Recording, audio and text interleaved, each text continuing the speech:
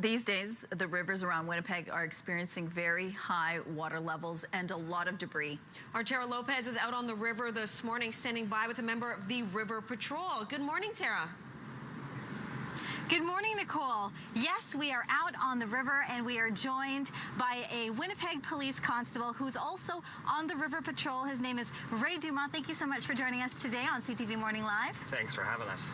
So can you talk about your patrol unit before we talk about river safety and all things that people should know about how to keep safe around these rivers that are experiencing very high water levels?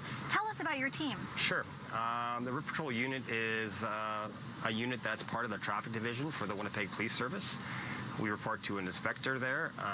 There's 2 full-time members, and then we take on 4 members during the months of May through September to take on the influx of boaters during our boating season. We have 2 main patrol boats. We have a jet boat that also that we can get up the Assiniboine River because it's a shallow body of water. And during the winter months, we do off-road vehicles as well. Our main thrust is to promote boating safety and to do enforcement both summer and winter. Now let's talk about boating safety and river safety right now. Right behind us we have the Norwood Bridge, and as you can see very close to the water are signs that I can almost just see the top of them. And could you tell us about how the water levels are affecting the visibility on those signs?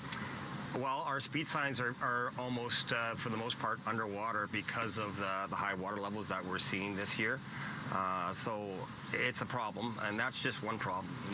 We have many other problems in the way of debris being under the water. It's unforeseen. It's a danger to boaters, so that's just another element that people have to look out for. Now let's talk about those high water levels. What is it usually this time of year, and how does that compare to what we're seeing today?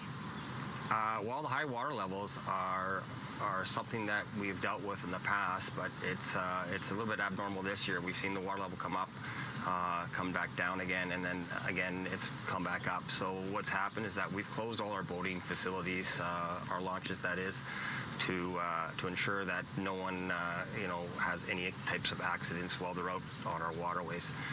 There's structures, there's docks, there's bullards, there's all kinds of things that are under the water that are unforeseen.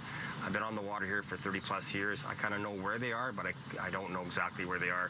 For people who are day boating, they're for certain going to probably run into these things. Now, these things that are floating around the water, you were mentioning earlier a little bit off the air when we were having our conversation about how the water levels, when they're low, they kind of stay at the shore, and then as the water levels rise, they sort of float around. Yeah, that's a good question. What happens as the water level rises, it starts to peel debris, logs and such off the riverbanks, and then those things find their way into the river channels, and those are obstructions that boaters can hit once they're out boating. And the thing is, some of those are deadheads, which are just below the surface, so even if you were to be boating and looking out onto the waterway, you may not even see these things. Now let's talk about the people who are, let's say, not just boaters, but by the river, like families that are going for walks, maybe with their pets. Do you have any safety pieces of advice that you could pass on to families in Winnipeg? Absolutely. Our message is always to warn the public to stay off our waterways in the way of swimming and stay away from the riverbanks. Sure, they're beautiful. Come to the river if you want to walk around, but don't go near the riverbank. The riverbank's typically steep in a lot of areas.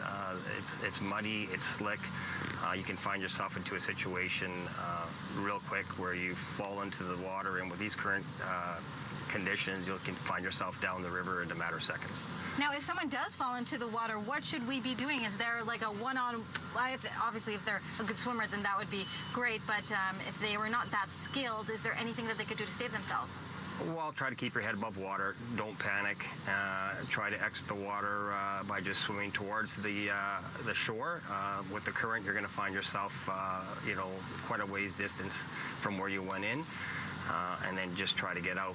For those passerbys that see someone that enters the water, they can dial 911 and get the emergency crews who are the professionals out to rescue that individual. And how about boating on the river? Just wanted to talk about speed limits, or what do people who are taking their boats on the river here in Winnipeg need to know? That's a good question. Back in '92, we saw a need to have speed limits on our rivers because we were seeing it was just kind of a little bit of mayhem. We applied through the federal government and we were issued speed limits for the city of Winnipeg. They are 70 kilometers during the day on the Red River and 50 at night. And all marinas are not designated at 9K, and that would be all boating clubs, paddling clubs, and rowing clubs. So for those that didn't know, yes, there are speed limits on our riverways here in Winnipeg.